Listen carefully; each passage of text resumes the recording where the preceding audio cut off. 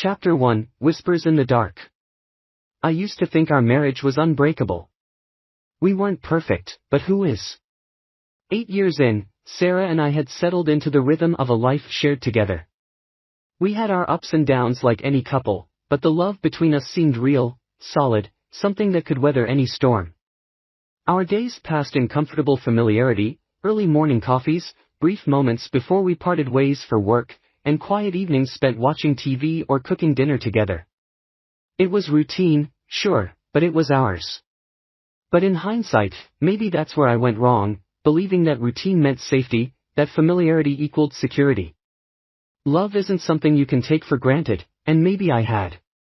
Or maybe I was simply blind to the signs that something was festering beneath the surface. It's easy to miss the cracks when you don't want to see them, when you convince yourself that everything's fine, that your partner is just tired or stressed. The first sign that something had shifted came in the form of silence, an absence of the usual warmth that Sarah once carried with her. It was subtle at first, so easy to brush off. She started coming home late more often, explaining it away with excuses of heavy workload or sudden projects with clients. Sarah was an interior designer, and her work could sometimes demand long hours. I believed her, not out of naivete but because I trusted her completely. If she said she was working, then that's what she was doing. But slowly, the space between us widened. I'd ask her how her day was, and instead of the usual stories about clients or her colleagues, I'd get short, vague responses, "It was fine," or "just busy." It didn't feel like she was lying, at least, not yet, but something was off. She was retreating into herself, and I couldn't figure out why. I tried to convince myself it was nothing, but I started noticing little things. She was more protective of her phone, never leaving it unattended the way she used to. I told myself this was normal, everyone gets a little more cautious with their privacy these days. It wasn't like she was hiding anything, right? But doubt crept in. It's insidious like that. You try to push it away, but once it's planted, it grows, taking root in every corner of your mind. I began to pay closer attention, watching for signs that something was wrong. Maybe it was paranoia, or maybe I was just scared. I loved her so deeply that the thought of losing her was unbearable, even though I couldn't articulate it yet. One evening, I came home to find Sarah sitting in the living room, her back to me as she stared at her phone. She didn't hear me come in, and I stood there for a moment, watching her. She was smiling, a small, private smile that didn't belong to me. I felt a chill run through me. When she finally noticed me standing there, she quickly locked her phone and gave me a forced smile, like she was startled by my presence. I asked her if something was wrong, but she brushed it off.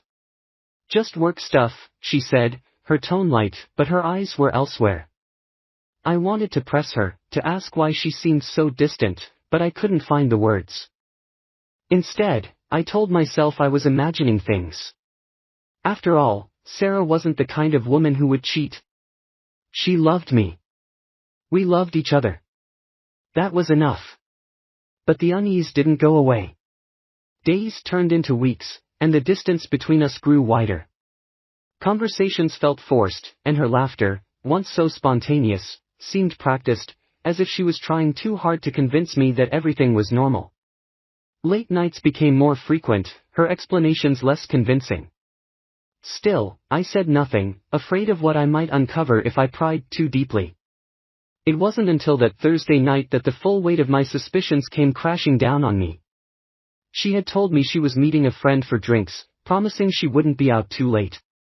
I believed her, like I always did. But when midnight came and went, and she still wasn't home, I started to panic. I called her phone, but it went straight to voicemail. Over and over, I tried, each unanswered call tightening the knot in my stomach. When she finally walked through the door at 1 a.m., her hair slightly disheveled and a nervous smile on her face, I knew. I didn't want to admit it, not yet, but deep down, I knew. "Where were you?" I asked, trying to keep my voice steady. "With Jessica," she replied quickly, too quickly. We lost track of time. I wanted to believe her. I wanted so desperately to believe that nothing was wrong, that my fears were just the result of overthinking. But as she walked past me and headed to the bathroom without even meeting my eyes, something broke inside me. I didn't sleep that night. I lay awake, staring at the ceiling, the room around me feeling colder than it ever had before. And in the morning, when her phone buzzed with a message while she was in the shower, I did something I never thought I would do. I looked. And that's when I saw it, a text from an unknown number. Last night was amazing. Can't wait to see you again. Chapter 2, The Burden of Truth. I felt like the air had been sucked out of the room. My hands shook as I stared at the message, the words blurring together as my mind tried to make sense of them. I wanted to believe it was a mistake, that I had misread it or that it wasn't what it seemed. But deep down, I knew. The truth was staring me in the face, and there was no way to deny it any longer. I sat there on the edge of the bed, the phone still in my hand, as the sound of the shower echoed through the walls. My mind raced, trying to piece together the fragments of my shattered reality. Who was this person? How long had it been going on? Did Sarah love him, or was it just some fleeting affair? And how had I been so blind? When Sarah came out of the bathroom, towel wrapped around her, she glanced at me and smiled. But the sight of her, fresh, clean, untouched by the guilt I expected her to carry, made me feel sick. How could she act so normal, so calm, after everything? How could she stand there, pretending like nothing had happened? Hey, she said casually, running a hand through her wet hair. What's the plan for today? I couldn't answer. The words caught in my throat, a lump of anger, sadness, and disbelief. I wanted to confront her, to throw the phone at her and demand answers, but something held me back. Maybe it was fear of hearing the truth from her own lips, fear of confirming what I already knew in my heart. Or maybe it was that small, foolish part of me that still loved her, that still wanted to believe this could be salvaged. Instead, I stood up, setting her phone down on the bed, and muttered something about needing to get out of the house. I didn't wait for her to respond. I grabbed my keys and left, my heart pounding in my chest as I stepped out into the cold morning air. I walked for hours, aimlessly, my thoughts spiraling in every direction. I replayed every moment of the past few months, searching for clues, for signs that I had missed. Had she always been this distant? Or had I just been too wrapped up in my own life to notice? Had there been warning signs I'd ignored because I didn't want to see them? The more I thought about it, the more I realized that this didn't just happen overnight. It had been building for months, maybe even longer. The late nights, the vague explanations, the sudden shift in her behavior, it all made sense now. And yet, despite all the signs, I had refused to see it. I had wanted so desperately to believe that our marriage was unbreakable, that Sarah could never betray me like this, that I had clung to that illusion until it was ripped away from me. As the hours passed, I found myself standing in front of a small park. I sat down on a bench, watching as people passed by, oblivious to the storm raging inside me. I felt numb, like I was floating outside of my own body, watching my life fall apart from a distance. I didn't know what to do. Confronting her felt inevitable, but I wasn't ready. I wasn't ready to hear her say the words that would confirm my worst fears. I wasn't ready to hear her tell me that she didn't love me anymore, that she had found someone else. But at the same time, I couldn't go on like this, living in limbo, caught between the life I thought I had and the truth I now knew. When I finally returned home, it was late afternoon. Sarah was sitting at the kitchen table, her laptop open in front of her. She looked up when I walked in, her expression a mixture of relief and confusion. "Where did you go?" she asked, her tone light, but I could hear the underlying tension in her voice.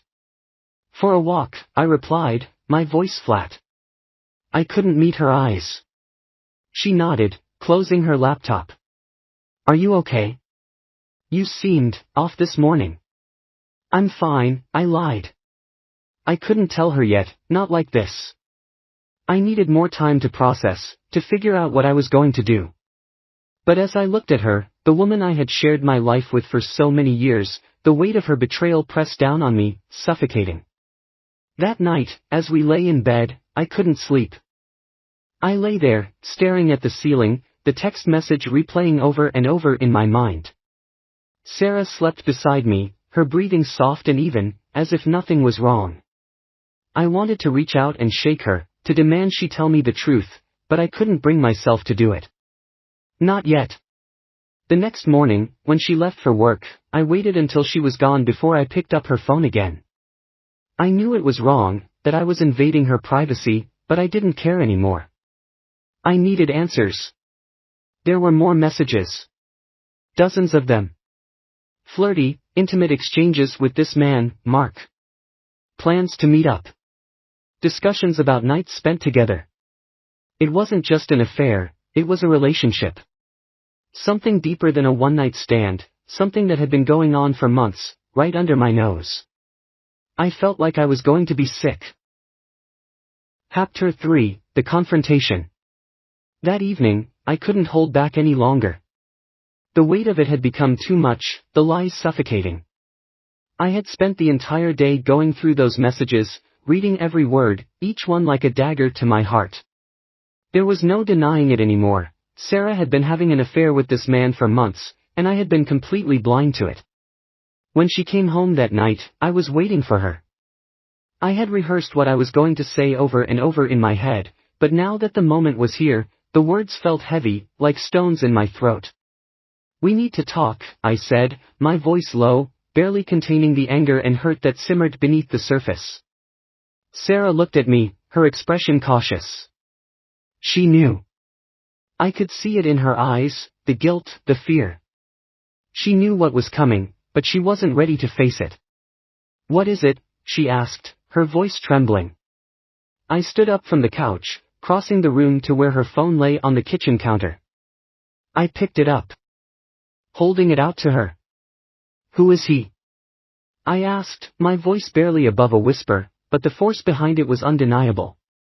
Her face went pale, and for a moment, she didn't move. She just stared at me, her eyes wide, like a deer caught in headlights. Then, slowly, she reached out and took the phone from my hand. "I don't know what you're talking about," she whispered, but the lie was weak, transparent. "Don't lie to me, Sarah," I snapped, the anger finally breaking through. "I've seen the messages. I know everything." Her eyes filled with tears, and she dropped the phone onto the counter like it was burning her. "I'm sorry," she whispered, her voice cracking. "I'm so sorry." "Sorry?" I repeated, my voice rising. "You're sorry? After months of lying to me, of cheating on me, all you have to say is that you're sorry?" She collapsed into a chair, burying her face in her hands as sobs racked her body. I wanted to feel sympathy, to feel something other than the burning rage that was consuming me. But I couldn't. I was too hurt, too betrayed. "Why, Sarah?" I demanded.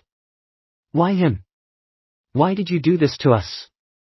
"I don't know," she sobbed, her words barely intelligible through her tears. "It just happened. I never meant for it to go this far. I never meant to hurt you." "But you did," I said coldly. "You destroyed us." She looked up at me, her face streaked with tears, and for the first time, I saw the depth of her regret. But it didn't matter. It was too late. The damage was done, and there was no going back. "I love you," she whispered, her voice broken. "I still love you."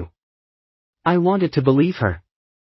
I wanted to hold on to that shred of hope that maybe, somehow, we could fix this. But as I stood there, looking at the woman I had once thought I would spend the rest of my life with, I realized that the love we had shared was gone, replaced by something darker, something irreparable. "I don't know if I can forgive you," I said, my voice hollow. "I don't know if I want to." Chapter 4, The Breaking Point. The days that followed were a blur of anger, confusion, and heartbreak. We tried to talk, to figure out what to do next, but every conversation felt like walking through a minefield. I couldn't look at her without feeling the weight of her betrayal pressing down on me, suffocating any hope I might have had for reconciliation. Sarah, for her part, was desperate to make things right. She apologized constantly, trying to explain, to make me understand that it hadn't been about love, that it had been a mistake, a moment of weakness. But her words felt empty, like they were coming too late to matter. The damage was too deep, the wound too fresh. We started sleeping in separate rooms. The bed we had once shared felt like a battlefield now, a place where trust had been broken and love had been lost. I couldn't stand to be near her, to smell her perfume on the sheets, to hear her breathing beside me. It was too much, too painful. I thought about leaving, about packing up and walking out the door. But I couldn't bring myself to do it. This was my home, the life we had built together. And yet, every time I looked around, all I could see were the pieces of that life falling apart. The photos on the walls, the furniture we had picked out together, the little mementos of our years together, they all felt like relics of a past that no longer existed. I tried to distract myself, throwing myself into work, spending more time at the office, anything to avoid being at home. But no matter where I went, the weight of her betrayal followed me, a constant presence in the back of my mind. I couldn't escape it. And then, one evening, I came home to find Sarah sitting at the kitchen table, her face pale and drawn. She looked up at me, and I could see the decision in her eyes before she even spoke. "I can't do this anymore," she said, her voice shaking. I froze, my heart pounding in my chest. "What do you mean?" I don't think I can fix this," she whispered, tears welling up in her eyes. "I've hurt you too much. I've destroyed everything, and I don't know how to put it back together." I stood there, staring at her, my mind reeling. Was this it? Was she giving up? After everything we had been through, after all the pain and the anger, was she just going to walk away? "So that's it?" I asked, my voice rising. "You're just giving up? You don't even want to try?" She shook her head, her tears falling freely now. "I've tried. I've been trying, but every time I look at you, I see the pain I've caused, and I can't live with that. I can't live with knowing that I destroyed the person I love the most." I felt a wave of anger surge through me. "You think this is hard for you?" I snapped. "You think I'm the one who can't forgive? You're the one who cheated, Sarah. You're the one who lied. You don't get to walk away and act like you're the victim." She flinched, her sobs growing louder, but I didn't care. I was too angry, too hurt to stop. "Maybe we can't fix this," I said bitterly. "Maybe you've destroyed us beyond repair. But don't you dare pretend like you're the one who's suffering here." She didn't respond. She just sat there, her shoulders shaking as she cried, and for the first time, I felt nothing. No sympathy, no love. Just emptiness. That night, I packed a bag and left. I didn't know where I was going, but I couldn't stay there anymore. I couldn't live in the ruins of what we had once had. I walked out the door, and I didn't look back. Chapter 5, Goodbye, Forever. The divorce was finalized 6 months later. It was quick, quiet, and heartbreakingly simple. There were no dramatic court battles, no vicious arguments over money or possessions. We both knew it was over, and neither of us had the energy to fight. When the papers came, we signed them with shaking hands, neither one of us looking up from the documents that sealed the end of our marriage. The legal closure was swift, but the emotional wound felt as raw as ever. I moved out of the house, the one we had bought together years ago. I still remember how excited we had been on the day we found it, the perfect home, or at least it had seemed that way back then. It was small but cozy, with enough space to grow a family, to host dinner parties, to share countless memories. Leaving it felt like abandoning not just bricks and mortar, but a part of my soul, a part of my life that I had once cherished so deeply. Every corner of that house was filled with memories, some beautiful, some now unbearable to think about. Packing up was one of the hardest things I'd ever done. As I walked through each room, boxing up the remnants of our life together, I was confronted with constant reminders of what we used to be. The photos from our wedding day still hung on the walls, mocking me with the image of happier times. I couldn't bring myself to take them down. They stayed there, even after I left, as if removing them would make the finality of it all too real. I found myself lingering in the bedroom the longest, staring at the bed we had shared for so many years.